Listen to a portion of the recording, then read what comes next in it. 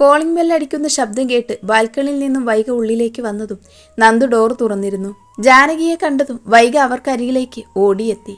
അമ്മേ, പോവാണോ? അതെ മോളെ, ഞാൻ ഇറങ്ങുവാ. മോളെ കാണണം, ഒന്ന് സംസാരിക്കാനുമാണ് അവനോട് വാശി പിടിച്ച് ഞാനും വന്നത്. അമ്മ ഒരു പ്രതീക്ഷയോടെയാണ് ഇവിടുന്ന് പോകുന്നത്. എല്ലാം മറന്ന് ഞങ്ങളുടെ ആ പഴയ വൈഗമോളായി, എൻ്റെ മോൻ്റെ ആമിയായി വീണ്ടും മോള് ഞങ്ങളുടെ ജീവിതത്തിലേക്ക് വരുമെന്ന പ്രതീക്ഷയിൽ. അവളെ ചേർത്ത് നിർത്തി നെറ്റിയിൽ ചുംബിച്ചുകൊണ്ട് ജാനകി പറയുമ്പോൾ വൈഗയുടെ ഉള്ളിൽ എവിടെയോ ഒരു നോവ് പടർന്നു. അവളുടെ കണ്ണുകൾ നിറഞ്ഞു തുളുമ്പി. അവരോട് യാത്ര പറഞ്ഞിറങ്ങിയപ്പോൾ കൂടെ അവരും പുറത്തേക്ക് വന്നു. വെളിയിൽ നിൽക്കുന്ന കാശിയെ കണ്ടതും വൈഗയുടെ ഉള്ളമൊന്ന് പിടഞ്ഞുപോയി. അവളെ ഒന്ന് നോക്കി അമ്മയെയും കൂട്ടി അവൻ നടന്നകലുന്നതും നോക്കി അവൾ നിന്നു. വൈഗ, ആ അമ്മ ഇപ്പോഴും പ്രതീക്ഷിക്കുന്നുണ്ട് വീണ്ടും നീ അവർക്കിടയിൽ ചെല്ലുമെന്ന്. എനിക്കറിയാം, നിന്നെ ഇത്രമാത്രം സ്നേഹിക്കുന്ന അവരുടെ സ്നേഹം നിനക്ക് കണ്ടില്ലെന്ന് നടിക്കാനാവില്ലെന്ന്. അതിനു മറുപടിയായി മീനുവിനൊരു ചെറു പുഞ്ചിരി സമ്മാനിച്ച് അവൾ അകത്തേക്ക് കയറിപ്പോയിരുന്നു. കാശിയോട് ഇന്ന് തന്നെ സംസാരിക്കണമെന്ന തീരുമാനത്തിലാണ് അവൾ ഓഫീസിലെത്തിയത്. അതിനൊരവസരത്തിനായി അവൾ രാവിലെ മുതൽ കാത്തിരുന്നു. എന്തോ അർജന്റ് മീറ്റിംഗായി കാശിയും കിരണും രാവിലെ പോയതാണ്. ഇതുവരെ തിരികെ എത്തിയിട്ടില്ല. അവളുടെ കാത്തിരിപ്പിനൊടുവിൽ ലഞ്ച് ബ്രേക്ക് കഴിഞ്ഞു വരുമ്പോഴാണ് ക്യാബിനിലേക്ക് പോകുന്ന കാശിയെ അവൾ കണ്ടത്. അവനെ കണ്ടതും അവളുടെ ഉള്ളിൽ സന്തോഷം നിറഞ്ഞു.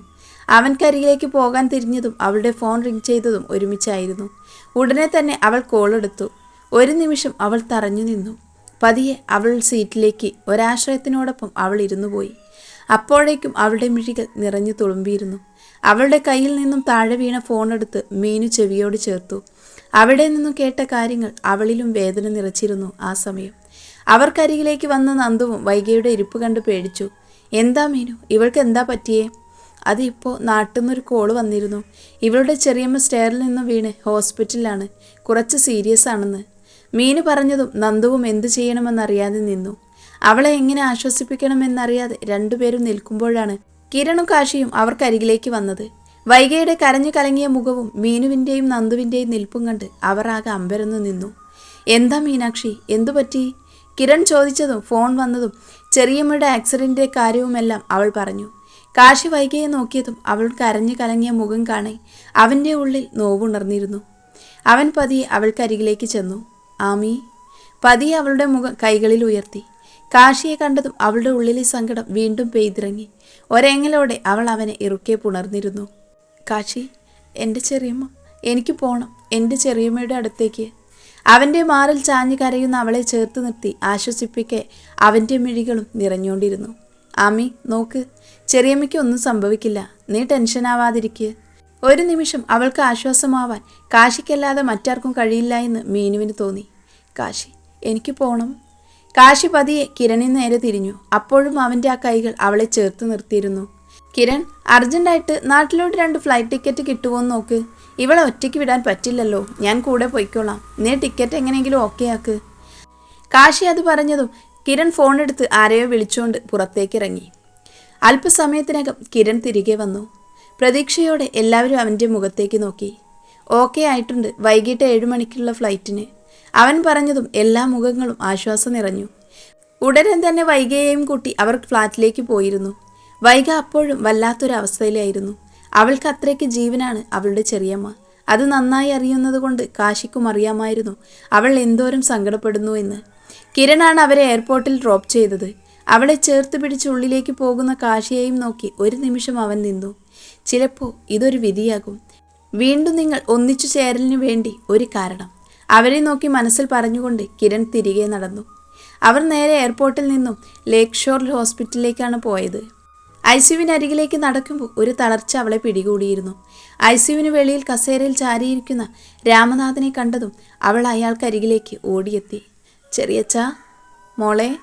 ചെറിയച്ച, ചെറിയമ്മ. അവൾ ഐസിയുവിന് നേരെ തിരിഞ്ഞു. എനിക്കൊന്ന് കാണാൻ പറ്റുമോ? ഇല്ല മോളെ, ആരെയും കേറ്റില്ല. മോളിങ്ങനെ കരയാതെ, അവൾക്കൊന്നും വരില്ല. ഡോക്ടർ എന്താ പറഞ്ഞേ? ഇതുവരെ ബോധം തെളിഞ്ഞിട്ടില്ല. ബോധം തെളിഞ്ഞാലേ എന്തേലും പറയാൻ പറ്റൂ എന്നാ പറഞ്ഞേ. എന്താ ചെറിയച്ച സംഭവിച്ചത്? അറിയില്ല മോളെ, ഞാനും ആകാശം മുകളിൽ ഓഫീസ് റൂമിൽ സംസാരിച്ചു കൊണ്ടിരിക്കുമായിരുന്നു. കൃഷ്ണൻ്റെ ബഹളം കേട്ട് വന്നു നോക്കുമ്പോൾ സ്റ്റെപ്പിന് താഴെ വീണു കിടക്കുന്ന സീമയെയാണ് കണ്ടത്. അപ്പോഴാണ് അവർക്കരികിൽ നിൽക്കുന്ന കാശിയെ അയാൾ ശ്രദ്ധിച്ചത്. ഇവൻ എന്താ ഇവിടെ? അത് ചെറിയച്ച, കാശി അവൾ എന്തോ പറയാൻ തുടങ്ങിയതും ഐസിയുവിൻ്റെ വാതിൽ തുറന്ന് പുറത്തേക്ക് വന്നു. വൈഗയും രാമനാഥനും ഡോക്ടർക്കരികിലേക്കെത്തി. വൈഗ പ്രതീക്ഷയോടെ ഡോക്ടറെ നോക്കി. ഇതുവരെ ബോധം തെളിഞ്ഞിട്ടില്ല, എങ്കിലും ഇനിയൊരു അപകടമൊന്നുമില്ല. കോൺഷ്യസ് ആയാലേ കൂടുതൽ എന്തെങ്കിലും പറയാൻ പറ്റൂ. Hope for the best. അവരോട് സംസാരിച്ചു കൊണ്ടേ തിരിഞ്ഞപ്പോഴാണ് കുറച്ചപ്പുറത്ത് ഫോണിൽ സംസാരിച്ചു കൊണ്ടിരിക്കുന്ന കാശിയെ കണ്ടത്. കാശി? ഫോൺ കട്ട് ചെയ്ത് കാശി തിരിഞ്ഞു നോക്കി. ഗൗതം? കാശിയുടെ ചുണ്ടുകൾ മന്ത്രിച്ചു. ഡാ ഗൗതം, നീ ഇവിടെയാണോ വർക്ക് ചെയ്യുന്നേ? അതേടാ. എത്ര വർഷമായി കണ്ടിട്ട്? ഒരറിവുമില്ലായിരുന്നല്ലോ. അല്ല, നീ എന്താ ഇവിടെ? കാശി കുറച്ചപ്പുറം നിൽക്കുന്ന വൈഗയെ നോക്കി. നിന്റെ വേണ്ടപ്പെട്ടവർ ആരെങ്കിലും ആണോ അവർ? കാശിയൊന്ന് മൂളി. നീ വാ, നമുക്ക് ക്യാബിനിലായി ഇരിക്കാം. അവരെ തന്നെ നോക്കി നിൽക്കുന്ന വൈഗയെ നോക്കി ഒന്നുമില്ലെന്ന് കണ്ണടച്ച് കാണിച്ച് കാശി ഗൗതൻ്റെ കൂടെ നടന്നു. അവർ പോകുന്നത് നോക്കി അവൾ നിന്നു. വീണ്ടും അവളുടെ മിഴികൾ ഐസിയുവിലേക്ക് നീണ്ടു. മോൾ ഇങ്ങനെ ഇരിക്കണ്ട, നല്ല ക്ഷീണം കാണും. ഇവിടെ റൂമുണ്ട്, റൂമിലേക്ക് ചെല്ല്. പോയി റെസ്റ്റ് എടുക്ക്. ഞാനിവിടെ ഉണ്ടല്ലോ, മോൾ പോയി ഒന്ന് ഫ്രഷ് ആവ്. വേണ്ട ചെറിയച്ച, ഞാനിവിടെ ഇരുന്നോളാം, എനിക്ക് എങ്ങോട്ടേക്കും പോവേണ്ട. എന്താ മോളെ നീ ഇങ്ങനെ വിഷമിച്ചിരുന്ന? എങ്ങനെയാണ്? ഇവിടെ ഇങ്ങനെ ഇരുന്നിട്ട് കാര്യമില്ലല്ലോ, കയറി കാണാനും കഴിയില്ല. പിന്നെ ഞാനിവിടെ നിൽക്കുവല്ലേ, സീമയ്ക്ക് ബോധം വീഴുമ്പോൾ കയറി കാണാലോ. ഞാൻ മോളെ വന്ന് വിളിക്കാം. മോളിപ്പോൾ റൂമിലോട്ട് പൊക്കോ. 204 റൂം. ചെല്ലു മോളെ. ഒന്നുകൂടെ ഐസുവിൻ്റെ നേരെ മിഴികൾ പായിച്ച് മനസ്സില്ലാ മനസ്സോടെ അവൾ റൂമിലേക്ക് നടന്നു. ആകെ വല്ലാത്തൊരവസ്ഥയിലായിരുന്നു വൈഗ. റൂമിലെത്തിയതും വൈഗയുടെ ഫോൺ ബെല്ലടിച്ചു. അവൾ ഫോൺ എടുത്തു നോക്കി. നന്ദുവിൻ്റെ കോളായിരുന്നു അത്. ഹലോ നന്ദു. ചെറിയമ്മയ്ക്ക് എങ്ങനെയുണ്ട് വൈഗ? ഫോൺ എടുത്തതും നന്ദു ചോദിച്ചു. ഐസിയുവിലാണ്, ഇതുവരെ ബോധം വീണിട്ടില്ല. കണ്ണീരിനോടൊപ്പം അവൾ പതിയെ പറഞ്ഞു നിർത്തി. നീ കരയാതെ, ചെറിയമ്മയ്ക്ക് ഒന്നും വരില്ല, ധൈര്യമായിരിക്ക്. ദാ ഞാൻ മീനുവിന് കൊടുക്കാം ഫോണ്. ഹലോ വൈഗ. മീനു, നീ സങ്കടപ്പെടാതെ ഇരിക്കണം. ചെറിയമ്മയ്ക്കൊന്നും വരില്ല, ഞങ്ങളുടെ എല്ലാ പ്രാർത്ഥനയുണ്ട്. പിന്നെ കാശി സാർ അവിടെ എവിടെയെങ്കിലും ഉണ്ടോ, അതോ പോയോ? ഇല്ല, പോയിട്ടില്ല, ഇവിടെ ഉണ്ട്. കാശിയുടെ ഫ്രണ്ടാണ് ചെറിയമ്മയെ നോക്കുന്ന ഡോക്ടർ. അവൻ പുള്ളിയുടെ കൂടെ സംസാരിക്കാൻ പോയി. ശരി, ഞങ്ങൾ കുറച്ച് കഴിഞ്ഞ് വിളിക്കാം. വെക്കുവാണേ. ശരി. ഫോൺ വെച്ചതും വൈഗയുടെ ചിന്ത ചെറിയമ്മയെക്കുറിച്ച് തന്നെയായിരുന്നു. ഇന്നുവരെ സ്വന്തം മകളെ പോലെ തന്നെ സ്നേഹിച്ചു വളർത്തിയ ചെറിയമ്മ. ഒരു ഉറുമ്പിനെ പോലും ദ്രോഹിക്കാൻ കഴിയാത്ത ആ പാവത്തിന് എന്തിനാ ഈശ്വര ഇങ്ങനെ ഒരു വിധി നൽകിയത്?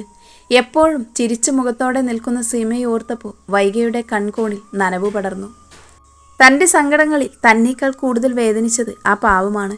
എന്നും എൻ്റെ സന്തോഷം മാത്രമേ ആഗ്രഹിച്ചിട്ടുള്ളൂ ആ പാവം. ഓരോന്നും ഓർക്കെ അവളുടെ ഉള്ളം പിടഞ്ഞുകൊണ്ടിരുന്നു. ഫോൺ റിങ് ചെയ്യുന്നത് കേട്ടാണ് ചിന്തകളിൽ നിന്നും ഉണർന്ന് ഫോൺ ചെവിയോട് ചേർത്തു.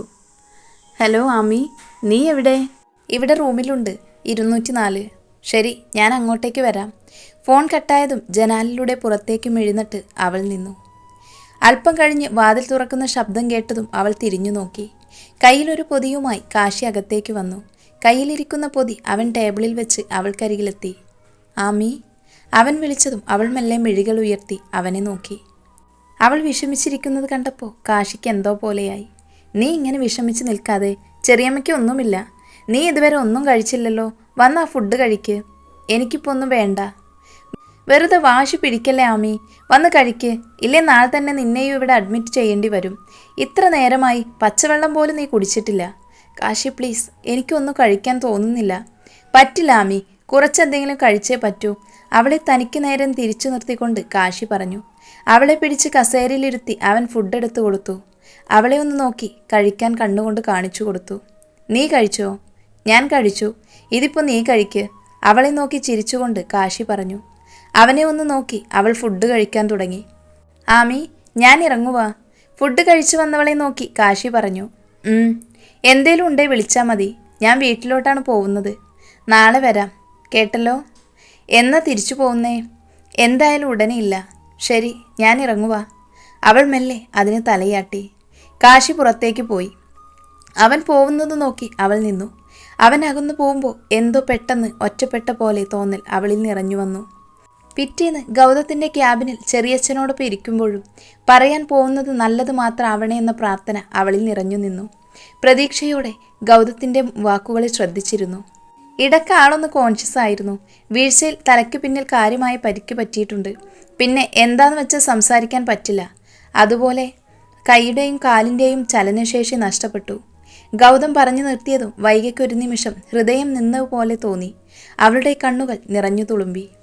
ഡോക്ടർ, അപ്പോ ഇനി ചെറിയമ്മ? സി മിസ് വൈഗ, ഞാൻ പറഞ്ഞല്ലോ, നല്ല ഗുരുതരമായ വീഴ്ചയായിരുന്നു. പിന്നെ കൂടുതൽ ട്രീറ്റ്മെൻറ്റും ഫിസിയോതെറാപ്പിയും ഒക്കെ കൊണ്ട് ചിലപ്പോൾ മാറ്റം വരാം. എങ്കിലും 100% ചാൻസ് പറയാൻ പറ്റില്ല. ഇപ്പോൾ ഉള്ള കണ്ടീഷനിൽ നിന്നും ബെറ്റർ ആവും. അതേ ഇപ്പോൾ ഉറപ്പ് പറയാൻ കഴിയൂ. അല്ലാതെ വേറൊന്നും പറയാൻ കഴിയാത്ത സ്ഥിതിയാണിപ്പോൾ. വൈഗയുടെ കൈകൾ രാമനാഥൻ്റെ കൈകളിൽ മുറുകി. തകർന്ന മനസ്സുമായി പരസ്പരം ആശ്വസിപ്പിക്കാനാവാതെ അവർ ഇരുന്നു. നിങ്ങൾക്കിപ്പോൾ വേണേ കയറി കണ്ടോളൂ. പിന്നെ ആള് സെഡേഷനിലാണ്, ചെന്ന് കണ്ടോളൂ. ഗൗതത്തിൻ്റെ ക്യാബിനിൽ നിന്നും ഐസിയുവിന് നേർക്ക് നടക്കുമ്പോഴും അവളുടെ മിഴികൾ പെയ്തുകൊണ്ടിരുന്നു. അകത്തേക്ക് കയറി സീമയ്ക്കരികിലേക്ക് നടക്കുമ്പോൾ അവളുടെ കാലുകൾ ഇടറി. പതിയെ അവരുടെ കൈകളിൽ പിടിച്ച് നെഞ്ചോട് ചേർക്കുമ്പോൾ അവളുടെ ഹൃദയം നുറുങ്ങി. അവിടെ നിൽക്കാനാവാതെ നിറമിഴികളോടെ അവൾ പുറത്തേക്കിറങ്ങിയതും അവിടെ നിൽക്കുന്ന കാശിയെ കണ്ട് അവനരികിൽ ഓടിയെത്തി ആ നെഞ്ചോട് ചേർന്ന് നിന്നവൾ വിങ്ങിക്കരഞ്ഞു.